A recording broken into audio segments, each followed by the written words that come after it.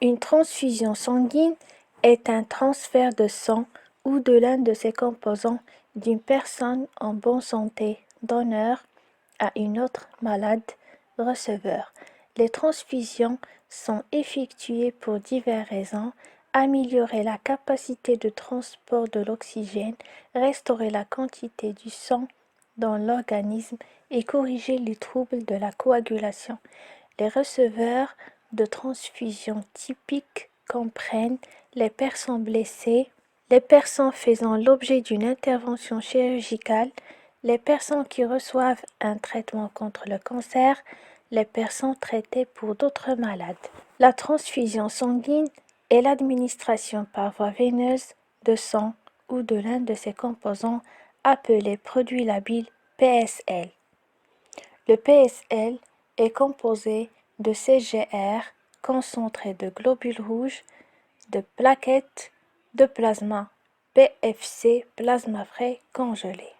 Avant la transfusion de la poche, la personne qui pose le PSL procède au contrôle de la concordance des documents, identité des patients à transfuser et identité mentionnée sur la fiche de délivrance du PSL, vérification du groupage du patient et du PSL à transfuser, vérification de l'intégrité de la poche et de la date de péremption.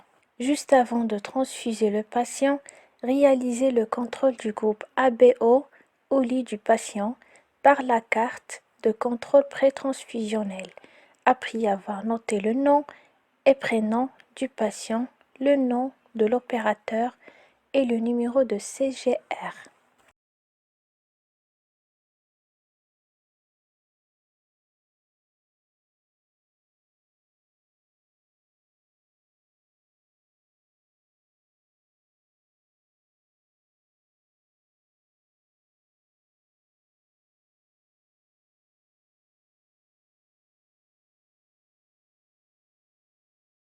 Déposez une goutte de sérum physiologique dans chaque cercle, mélangé avec un fond du tube pour remettre en suspension l'antisérum.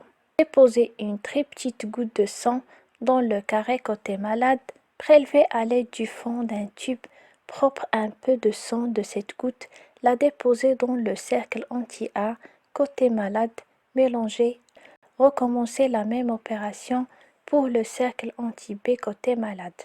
Répétez les mêmes étapes que précédemment en mélangeant le sang de la poche avec les antisérums A et B.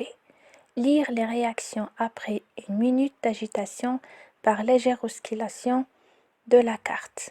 Lire les réactions après une minute d'agitation. Laisser sécher et conserver dans le dossier du malade.